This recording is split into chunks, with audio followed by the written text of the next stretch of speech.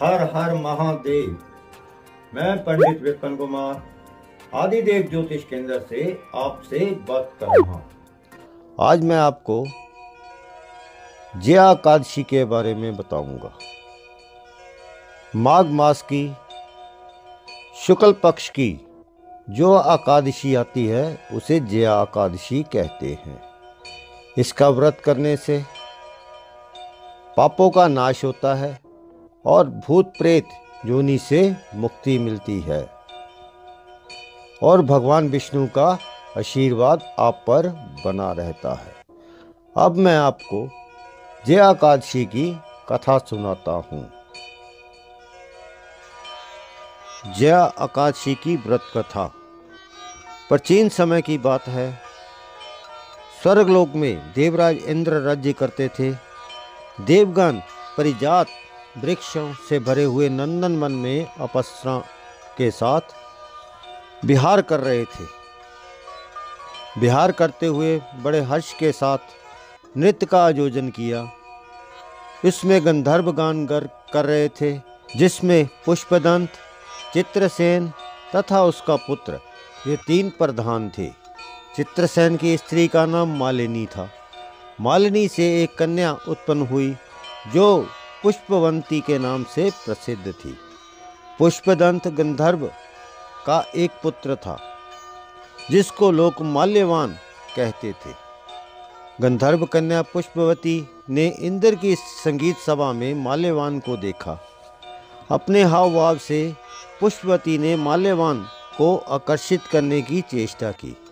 माल्यवान पुष्पवती के रूप पे मोहित हो गया और गायन के सुर ताल भूल गया। संगीत की लय टूट गई। संगीत प्रेमियों को ये सब बहुत बुरा लगा। वे दोनों ही इंद्र की सभा में नृत्य करने के लिए आए थे। इन दोनों का गायन हो रहा था। परस्पर अनुराग के कारण ये दोनों मोह के वशीभूत हो गए थे। चित्त में भ्रांति आ गई, इसीलिए वे शुद्ध गायन ना गा सके। कभी ताल भंग हो जाता तो कभी गीत बंद हो जाता। संगीत की लय छूट गई और संगीत का सारा आनंद बिगड़ गया। सभा में उपस्थित देवों को बहुत बुरा लगा। ये देख देवराज इंद्र भी कुपित हो गए। संगीत तो एक पवित्र कला है और साधना है। इस साधना को भ्रष्ट करना अपराध है। इस बात से इंद्र को क्रोध आ गया। अपना अपमान समझने से इंद्र ने पुष्पवती और माल्यवान को श्राप दे दिया और कहा, मूर्खों, तुम दोनों को धिक्कार है। तुम लोग पतित हो क्योंकि तुमने अब मेरी आज्ञा भंग की है। संगीत साधना की पवित्रता को नष्ट करने वाले माल्यवान और पुष्पवंती, तुम दोनों ने सरस्वती की पूजा में विघ्न डाला है। अनंत तुम्हें अब मृत्यु लोक में जाना होगा। तुमने गुरुजनों की सभा में संयम से रहने के नियम को तोड़ा है और लज्जाजनक प्रदर्शन करके गुरुजनों का भी अपमान किया है। इसीलिए अब तुम्हें देवलोक का निवास नहीं मिल पाएगा। तुम दोनों अधम पिशाच जैसी जीवन बिताओगे।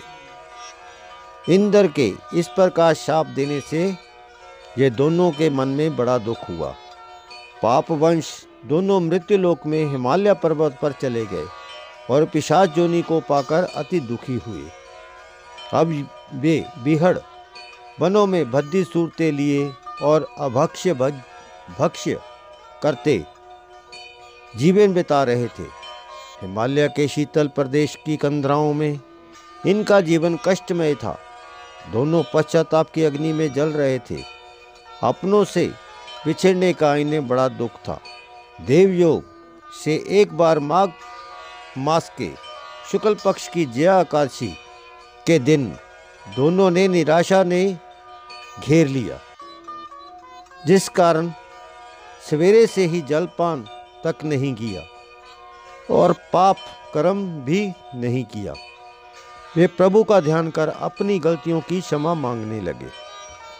कुछ फल पाकर दिन भर वे शुद्ध हृदय से प्रभु का ध्यान करते रहे। सायंकाल पीपल के वृक्ष के नीचे बैठ गए और समाधिस्थ हो गए। रात्रि को भी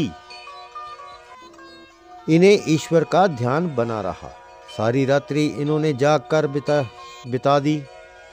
श्री कृष्ण बोले, हे राजन, संयोग से ये तिथि जया आकाशी व्रत की थी। दिन में व्रत, रात्रि में ईश्वर का ध्यान और जागरण इनके पुण्य का कारण बना। इनका ये जया आकाशी व्रत हो गया।